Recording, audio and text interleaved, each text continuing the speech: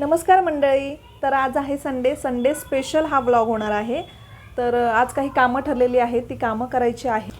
जसं की पार्लरला जायचं आहे. ॲक्च्युली मी पार्लरला जात नाही, पण हेअर कटिंग करायचं आहे माझं आणि दीप्तीचं सुद्धा, त्यामुळे पार्लरला जावं लागणार आहे. बघू शकता पार्लरचं बरंच करायचं आहे मला. आयब्रोज तर करायचीच आहेत, त्यांना ट्रिम केलं नाही, म्हणजे केस कट करायला मला जास्त आवडत नाहीत, पण खालून ट्रिम केलं नाही की त्याच्यामध्ये जीव आल्यासारखं होतं, त्यामुळे केस थोडीशी कट करणार आहे मी. आणि दीप्तीसुद्धा हेअर कट करायचं आहे. सो आम्ही आता सगळं आवरून घरातलं जाणार आहे. मी बघू शकता माझी समोरची केस बघा कशी ग्रे झालेली आहेत. ॲक्च्युली हे जेनेटिक आहे. माझ्या मम्मीचं पण असंच पुढची केस सगळे ग्रे होतात, त्यामुळे 15 दिवसातून लगेच कलर करावा लागतो. सकाळ सकाळी खेळायला सुरुवात. तर इथे बघा शर्विलची सुरुवात झालेली आहे. नाश्ता केला आहे आणि टी व्ही बघत बघत खेळत आहे.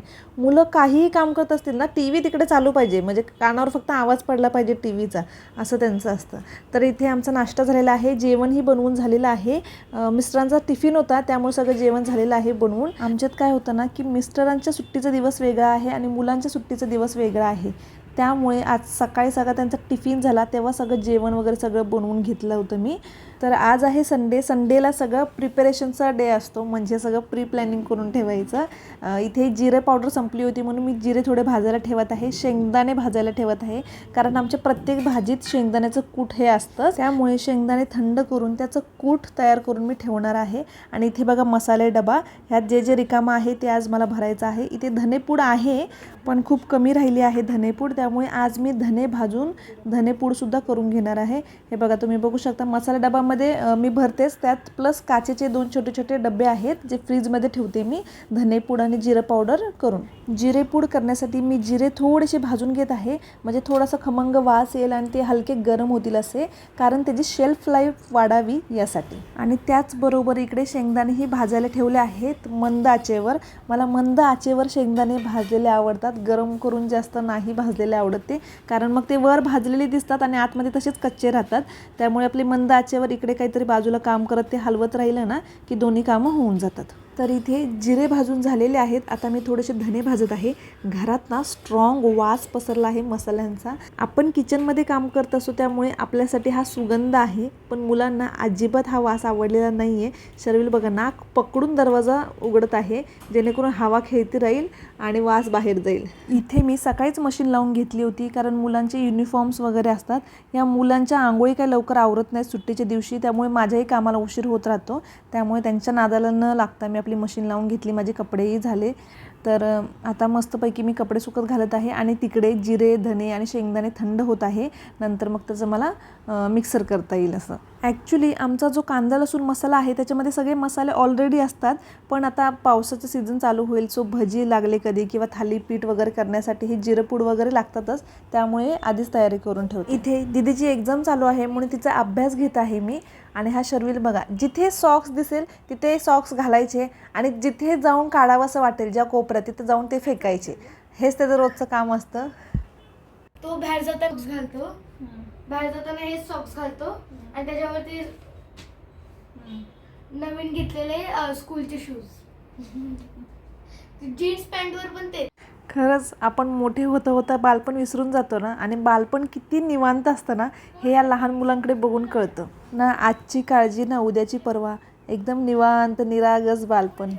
इथे धने जिरे आणि शेंगदाणे थंड झाले आहेत. एक एक करून आता मिक्सरला लावून घेते. तर इथे फक्त मी जिरेपूड आणि धनेपूड करून घेणार आहे, कारण शेंगदाण्याचं कूट ऑलरेडी होतं, मी आता चेक केलं तर आता हे शेंगदाणे मी तसेच थंड करून एका डब्यात भरून ठेवणार आहे, ज्याच्यावर लेबलिंग असेल भाजलेले शेंगदाणे.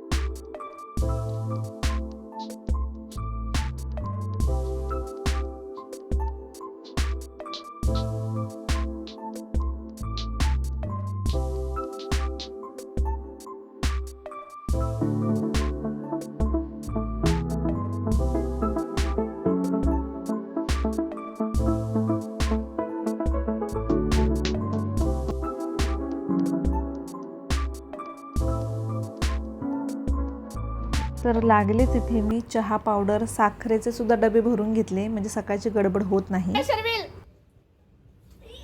शोका बस तिचा एकदा पटापासून रडत बसून शोका बस. तर इथे संध्याकाळचे 4 वाजले आहेत आणि हा माझा नाश्ता रवा आणि त्याच्यामध्ये चहा हा आमचा पारंपरिक नाश्ता आहे. आणि यानंतर आम्ही पार्लरमध्येही जाऊन आलो. तर आपण भेटूयात नेक्स्ट व्हिडिओमध्ये. बाय.